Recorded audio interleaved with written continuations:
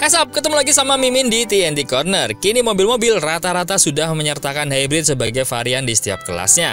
Memang lama-lama digiring ke efisiensi bahan bakar yang harganya makin kesini makin kesana. Nah, yang bikin rata-rata mobil ini lebih mahal adalah komponen baterainya, Sob. Tapi gimana kalau baterainya dibikin di negara kita sendiri? Jadi murah nggak? Kita bahas.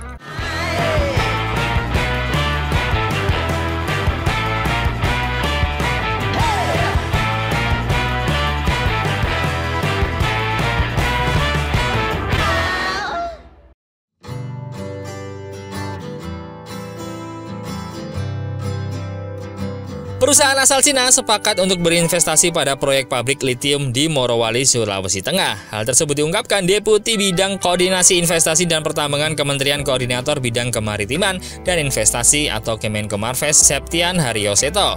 Seto menyebut kesepakatan investasi perusahaan Cina untuk membangun proyek pabrik litium di Indonesia ini bagian dari 11 dokumen yang ditandatangani dalam acara Indonesia-Cina Business Forum atau ICBF di Beijing tahun lalu. Seperti diketahui, Menko Marves Ade Interim Erick Thohir sempat menyebut nilai kesepakatan dari 11 dokumen penting yang ditandatangani tersebut mencapai 12,6 miliar dolar atau setara 197,8 triliun. Seto menyebut, selain sepakat berinvestasi di pabrik litium, perusahaan Cina juga akan berinvestasi pada proyek smelter berteknologi High Pressure Acid Leaching atau HPAL yang menghasilkan komponen baterai kendaraan listrik. Selain itu, perusahaan Cina juga akan membangun pabrik panel surya dan anoda baterai di Indonesia.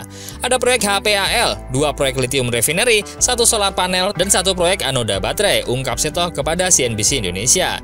Dia mengatakan proyek pabrik litium ini akan kembali dibangun di kawasan industri Indonesia Morowali Industrial Park atau IMIP, Kabupaten Morowali, Sulawesi Tengah. Seperti diketahui, saat ini IMIP juga tengah dibangun pabrik litium dengan kapasitas produksi 60.000 ton litium per tahun, yang terbagi menjadi 2 jenis litium hidroksida sebesar 50.000 ton dan juga 10.000 ton litium karbonat. Nah, litium hidroksida sendiri bisa diproduksi dan digunakan untuk jenis baterai NMC, nikel, mangan, dan juga kobalt. Sedangkan litium karbonat bisa digunakan untuk jenis baterai EV LFP, lithium iron phosphate. Selain itu, Indonesia juga tengah fokus melakukan hilirisasi industri terhadap berbagai komoditas seperti nikel, tembaga, timah, dan juga minerba lainnya.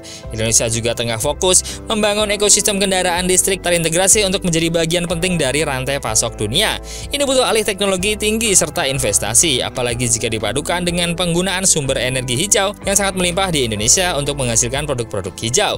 Untuk menciptakan ekosistem ekonomi hijau, kata Pak Jokowi dalam keterangan resminya tahun kemarin. Lebih lanjut, Jokowi menjelaskan bahwa potensi energi baru terbarukan di Indonesia sangat besar hingga mencapai 3.600 GW, atau dia memerinci beberapa diantaranya adalah yaitu 3.200 gigawatt dari tenaga surya dan terdapat 4.400 sungai untuk energi hidro. Pada akhir pidatonya, dia meyakinkan investor Indonesia merupakan pilihan tepat untuk berinvestasi, di mana indikator ekonomi menunjukkan capaian yang positif seperti pertumbuhan ekonomi konsisten di atas 5%, neraca dagang surplus 41 bulan berturut-turut, PMI berada di level ekspansi selama 25 bulan berturut-turut hingga bonus demografi. Selain itu, insentif juga sudah dipersiapkan pemerintah hingga stabilitas politik yang terjaga.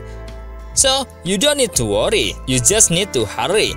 Ini adalah peluang investasi yang tidak hanya menguntungkan Indonesia tapi juga RRT. Karena bagi Indonesia, kerjasama itu harus saling menguntungkan, harus sama-sama cuan. Kira-kira gimana, Sob? Dengan baterai dibangun di Indonesia, apakah mobil listrik akan turun harganya? Bisa nggak kira-kira? Coba komen.